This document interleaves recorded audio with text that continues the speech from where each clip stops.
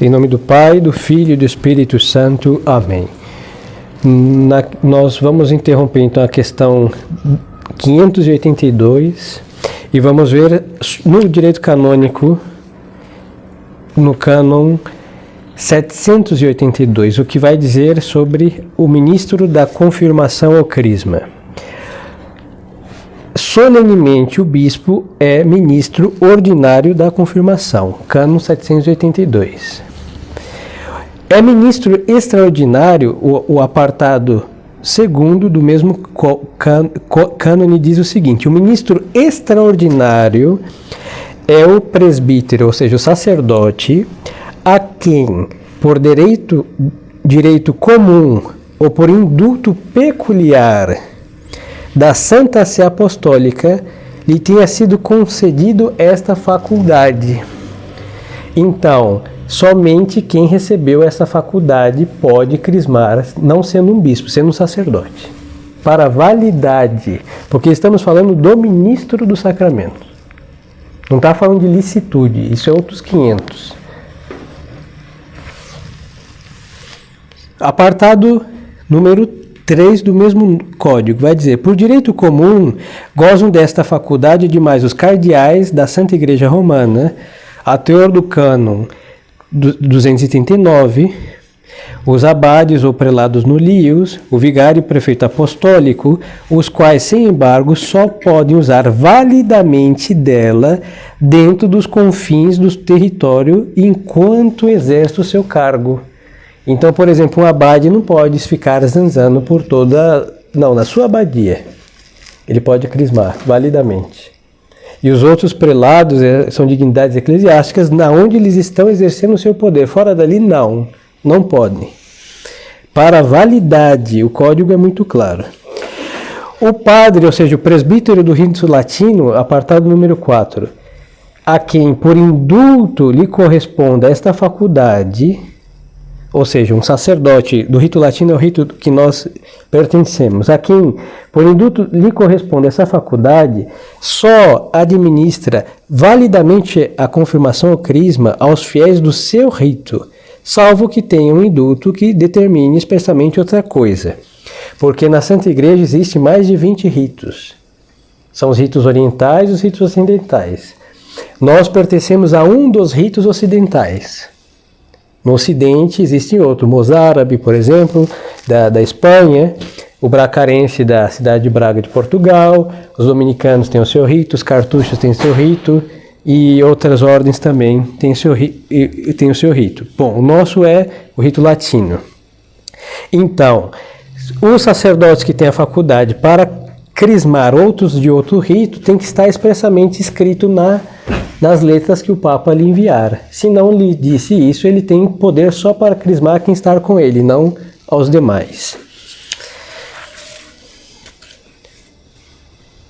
Agora, referente a isso daqui, eu insisto porque hoje em dia está realmente abusivo. Vamos ver adiante que não é um sacramento indispensável para a salvação. Alguém pode se salvar sem o crisma? Sim, pode.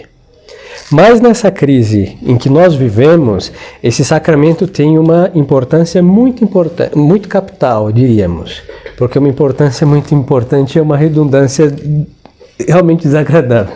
Por quê? Porque como nos faz soldados de Cristo, nós estamos numa época de apostasia em que devemos defender a fé, e defender a fé como um soldado de Cristo tem uma eficácia peculiar, da qual não preciso nem me estender. Se é um soldado que defende a pátria, é diferente de um simples cidadão que pega o seu cabo de vassoura e vai na fronteira defender da invasão do inimigo.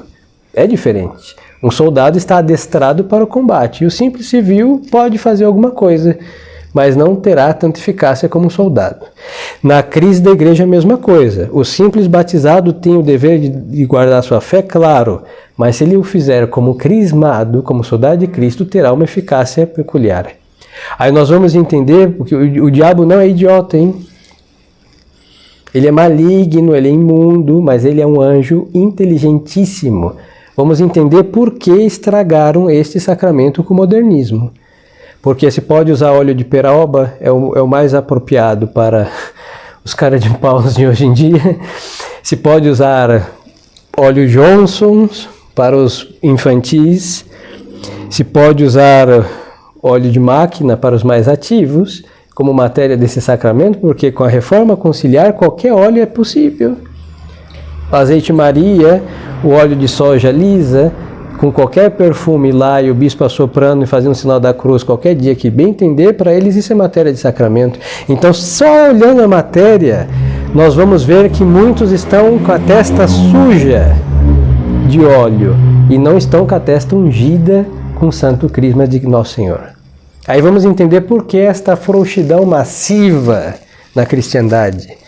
Porque falta a graça do caráter de soldado de Cristo para que possam fazer alguma coisa por Cristo. Por quê? Porque o simples batizado, como vimos, é uma criança espiritualmente falando. E um crismado é um soldado, sim, senhores. E nem vamos olhar as outras coisas. A fórmula que desmantelaram. Aí vão falar, mas a fórmula é do Oriente. Eu não vou discutir porque é um fato. É da Igreja Oriental. Mas a fórmula oriental é válida para os orientais e a fórmula ocidental é válida para os ocidentais. É simples. Porque se eu, que Deus nos livre, mas das 5 minutos de loucura, resolvo cantar as palavras da consagração na hora da missa, eu não consagro validamente. Aí vão falar assim, mas no Oriente canta. Sim, no Oriente canta porque a tradição do Oriente assim recebeu de algum apóstolo lá.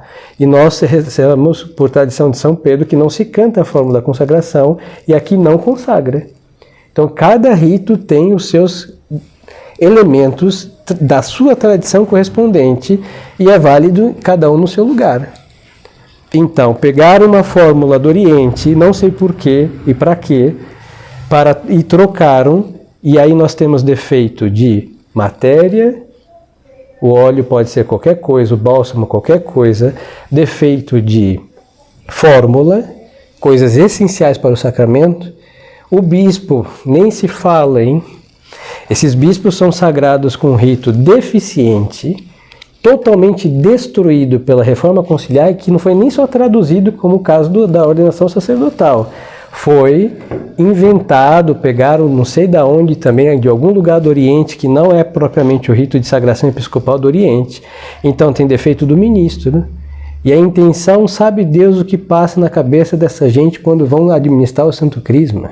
Porque eu duvido muito que queiram fazer soldados de Cristo para eles dizer, vivemos em paz com o mundo. Esse é o Vaticano II, todo mundo se beijando, estamos em plena, uma utopia absurda de paz e de beijos e de abraços com o islamismo, com o protestantismo, com todos os malignos ismos que tem, menos com a verdade, com a coerência. Então, não tem mais essa intenção de fazer soldados de Cristo.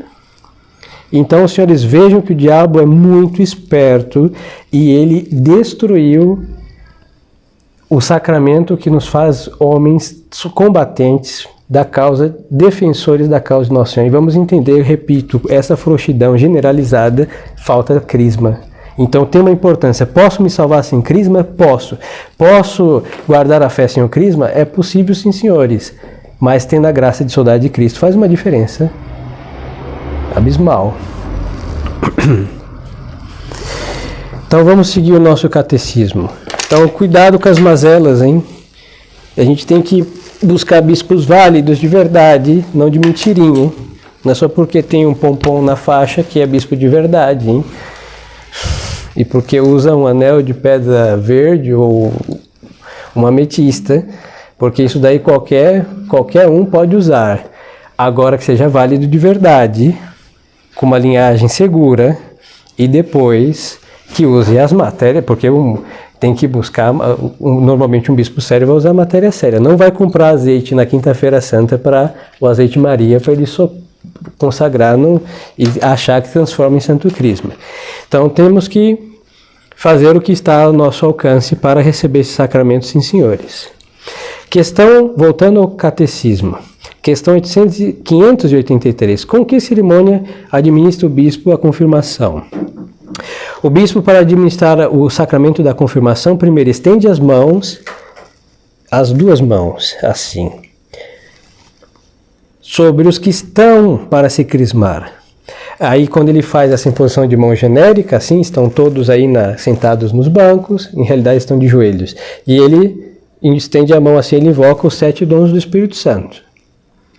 E em seguida ele faz, depois o bispo vai se sentar, tem algumas orações, ele faz um sermão, ele se senta, vestido como pontífice, aí ele vai molhar o seu dedo no frasquinho do Santo Crisma, aí vai colocar a mão novamente, individualmente, na cabeça do crismando assim, e faz um sinal da cruz, dizendo as palavras, e depois dá um leve golpe, chamado bofetada. Levemente, depende do bispo. Nunca é como nós merecemos, mas uns dão forte, outros dão leve. E diz, Pax Tecum, a paz esteja contigo. E é muito interessante, porque é uma agressão física que deseja a paz. Por quê? Porque a guerra dos soldados de Cristo é para a paz do reino de Cristo. E aí dá esse tapa na nossa cara, por quê? No nosso rosto. Porque é uma afronta muito grande levar um tapa no rosto. Você pode pegar o Santo Jó ou São Jerônimo e dar um tapa no rosto, ambos ficariam furiosos, hein? Então é para mostrar que nós devemos estar prontos a sofrer todas as afrontas por Cristo. Este é o soldado de Cristo, sofre tudo por Ele e sofre com nobreza de alma. Por que faz a unção na fronte? Se faz na fronte, é a questão 584. Faça a unção na fronte, onde aparecem os sinais do temor e da vergonha, a fim de que o crismado entenda que não deve envergonhar-se do nome e da profissão de Cristo, nem ter medo dos inimigos da fé. Então o rosto diz o que está no interior do homem. Se estamos com medo, ninguém precisa nada mais que observar nossas feições. Ódio, cansaço, tédio. O rosto do homem revela o seu interior. Então, a Santa Igreja, Nosso Senhor, que institui esse sacramento, quis que o sinal que nos faz soldados esteja também na nossa fronte. Ou seja, as armas do soldado de Cristo não devem estar ocultas. Se nós transparecemos tantas coisas boas e ruins pelo nosso olhar, nós devemos transparecer também a nobreza de soldados de Cristo em nossas feições. Por isso essa cruz está na nossa testa. Porque se dá uma leve bofetada na face do crismado? Dar-se uma leve bofetada na face do crismado para que saiba que deve estar pronto a sofrer todas as afrontas e todas as penas pela fé e amor de Jesus Cristo. Devem todos procurar esse sacramento da confirmação? Sim, todos devem procurar receber o sacramento da confirmação crisma e fazer com que os seus subordinados o recebam. Porque é assim, todos estão destinados, quem nasce está destinado à maioridade. Ninguém nasce para ficar criança eternamente. Então o batismo é o nascimento e está destinado a quê? A ser um adulto espiritual, então o crisma. Mas se morre sem o crisma, não vai para o inferno, por isso não.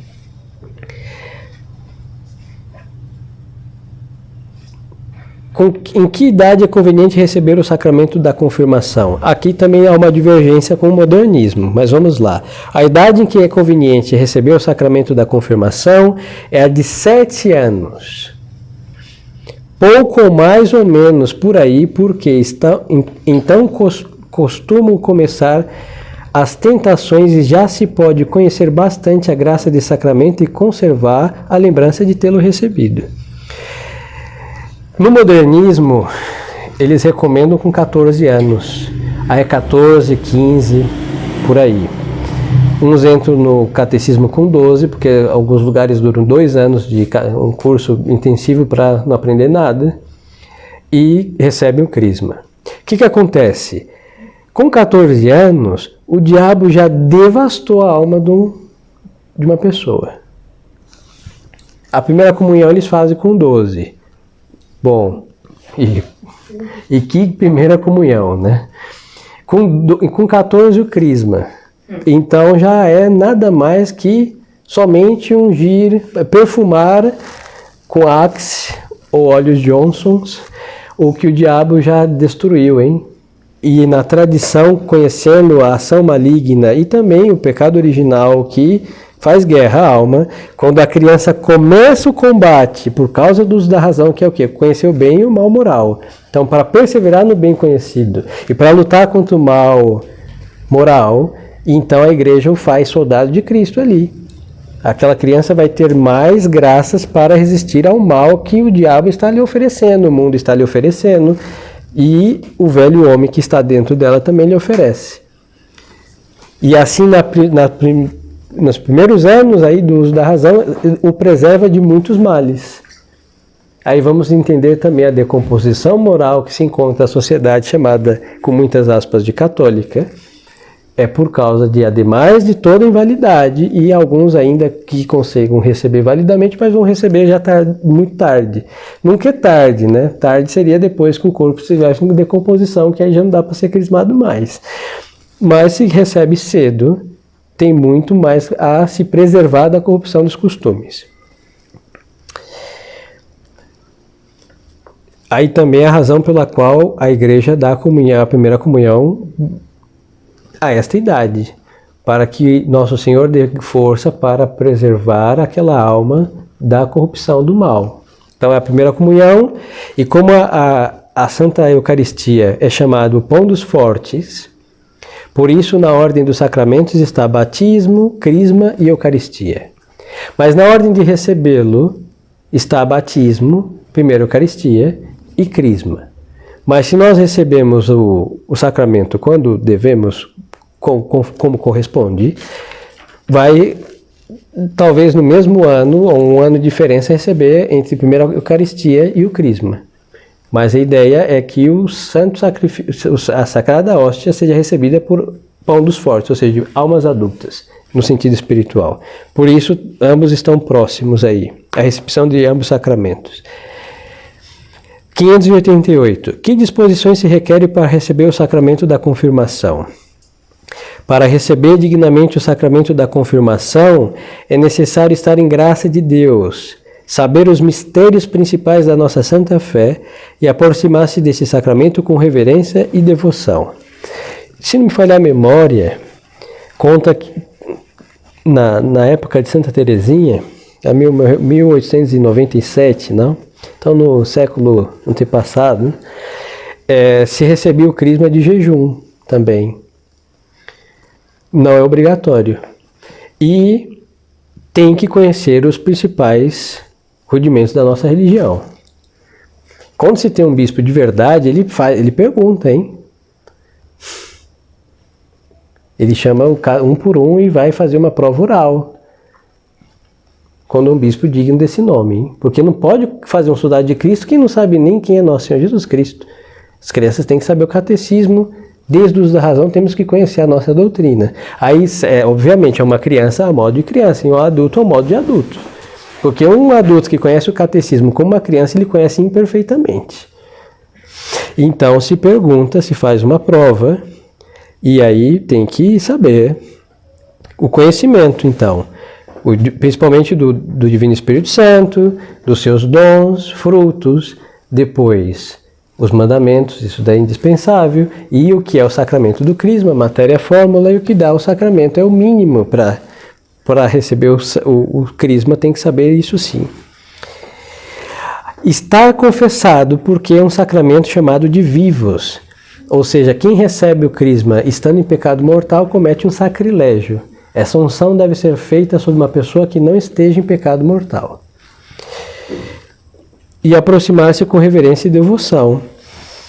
Aí, por isso eles mencionavam, no tempo de Santa Teresinha era costume ainda fazer, não sei se era só no Reino da França, ou se era costume da Igreja Universal, mas estava inclusive de jejum para receber o Espírito Santo aí, com mais piedade, devoção e temor.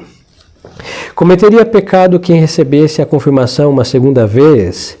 Sim, cometeria um sacrilégio, porque a confirmação ou crisma é um daqueles sacramentos que imprime caráter na alma e que, portanto, só se pode receber uma vez. Aí já sei que os senhores vão depois perguntar, padre, nós recebemos o crisma do bispo não sei qual, Dom Fulano, que usou talvez óleo de bateria, ou Singer, da máquina de costura da paróquia, e temos dúvida. Bom, quando tem um bispo de verdade, e se tem dúvida, não dá para chamar o bispo mais, às vezes os bispos velhos já morreram todos, e perguntar, olha, o senhor lembra que em 1997 o senhor me crismou? O senhor usou o quê? Ele não vai lembrar, hein? Então não tem como mais pesquisar. O senhor vai lembrar o cheiro do bálsamo? Pois é. Não tem como. Só pela fórmula, só pelo critério de matéria e só pelo modo como eles são ordenados, nós temos tudo para duvidar que foi inválido. Isso é suficiente, mas uma bondade de uma avó teóloga, a maior bondade teológica se pode deixar com um ponto de interrogação, duvidoso. Então, para quem é duvidoso, faz o seguinte, um bispo que estudou teologia moral, sacramental, ele vai saber que não pode crismar uma pessoa duas vezes. Então ele coloca uma condicional. Se não és crismado, eu te crismo. Aí então o que acontece? Se o fulano foi ungido invalidamente pelo modernista, ou por um tradicionalista que faz qualquer estupidez, pode acontecer também, hein? Que ele comprou o óleo ali no mercado, o mais barato. E aí, bom, aí tem uma dúvida, mas então, aí ele vai fazer, sob condição, se era um sacramento inválido, o primeiro crisma, então ele vai ficar crismado de verdade a partir de então. E se o primeiro foi válido, o segundo não vai surtir efeito, porque foi condicional. Se não é crismado, se não for crismado, e se foi, não surte efeito. Se não era, a partir de então, passa a ser crismado. Por quê? Porque os sacramentos que imprimem caráter são sacramentos que se recebe uma só vez na vida. O mesmo serve para o batismo. Se você tem dúvida de alguma coisa, uma dúvida séria, hein? E aí se coloca essa condicional. Se não és batizado, eu te batizo. O mesmo para o sacerdócio. Vai que na imposição de mãos, o bispo teve um troço, um infarto. E aí chega outro bispo e vão perguntar onde ele parou. Nesse momento ninguém sabe, hein? Foi socorrer o próprio bispo, fazer umas massagens cardíacas nele. E aí onde ele parou? Ninguém vai saber, então pode ter dito as palavras essenciais e pode não ter dito. Vai saber. Nesse momento de um bispo tendo um troço, na hora que é má sorte do sacerdote está sendo ordenado.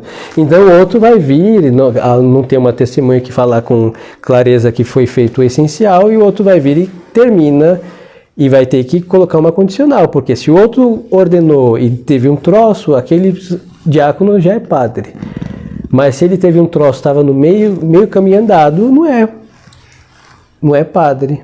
Então, colocando uma condicional conserta. E para os modernistas, também por falta de defeito de todos os lados, numa bondade de vó teóloga, se coloca a dúvida. Mas está tudo desmantelado, hein? O demônio esperou 2000 anos para destruir as coisas, e só o fato de semear a dúvida já é de terror, hein?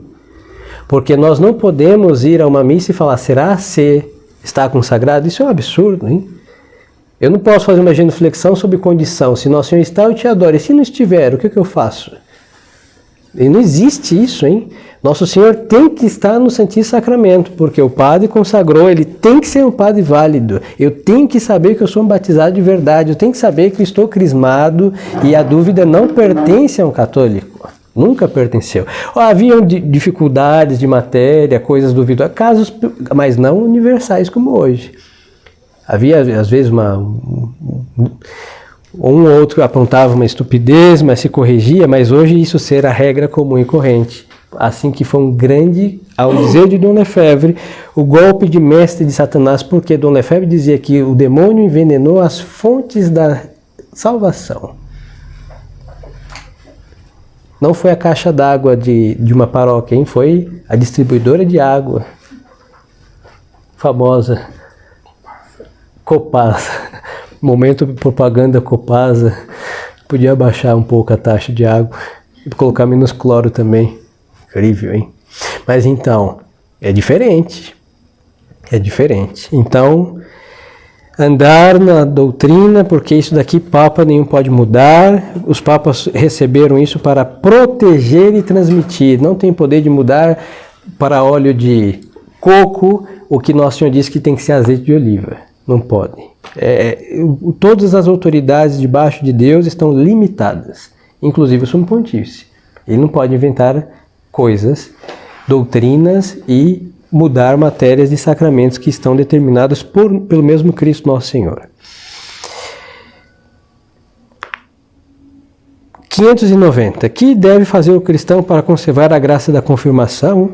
Para conservar a graça da confirmação, o cristão deve orar frequentemente, fazer boas obras, viver segundo a lei de Jesus Cristo, sem respeito humano. Porque, lhes digo, uma coisa é ser soldado de Cristo, a outra coisa é se comportar como soldado de Cristo, hein? E para nossa vergonha, o respeito humano é uma mazela própria do católico. Isso é triste. Olha, o macumbeiro, com todos os poréns, é uma coisa desagradável, hein? Talvez até para eles de estarem com um prato de barro com uma galinha morta para deixar numa encruzilhada. Eles não têm vergonha de fazer uma coisa dessa. E vão vestidos a caráter, hein? Batem palma, acendem vela, jogam farofa e pinga por todo lado, numa via pública. E o católico que Deus, graças à sua infinita sabedoria, não pede estupidezes, nunca pediu uma coisa dessa. Mas no que nos manda a nossa prática católica? Tem um crucifixo em casa. A gente fala, tenho minha tia, minha irmã é protestante. Nós somos capazes, para não ofender a suposta irmã protestante, de guardar Nosso Senhor debaixo da cama, sua sagrada imagem, do que a nossa parente protestante ter que, sofrer a presença da nossa religião. O católico é capaz disso, porque o católico tem vergonha da própria religião e é um grande engano do demônio. Por quê? Porque ter vergonha de andar na única religião verdadeira é um absurdo. E o respeito humano é isso, a gente vive um catolicismo avestruz. Enfiamos a cabeça, dá pena, de fato, hein?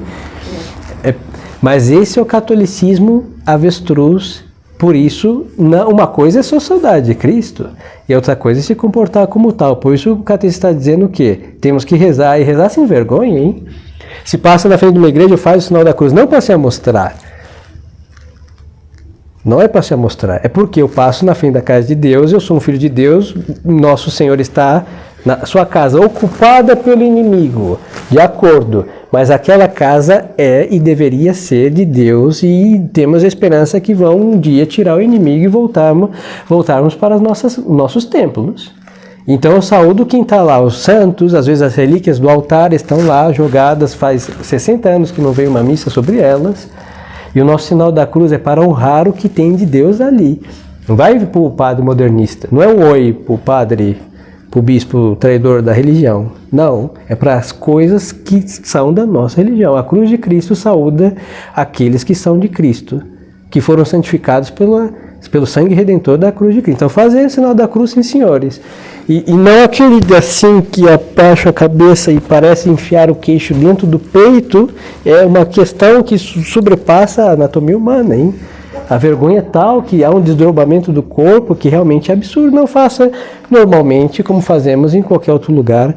Se vamos comer, seja aonde for, fazer pelo menos o sinal da cruz e comer como um cristão. E assim ter na nossa casa, não para se mostrar encher de santos, mas ter as imagens de devoção de nossa casa. Pode ser no quarto, mas se for no quarto por vergonha, faça na sala. E se for na sala para se amostrar, ponha no quarto. Temos que lutar contra as nossas más intenções.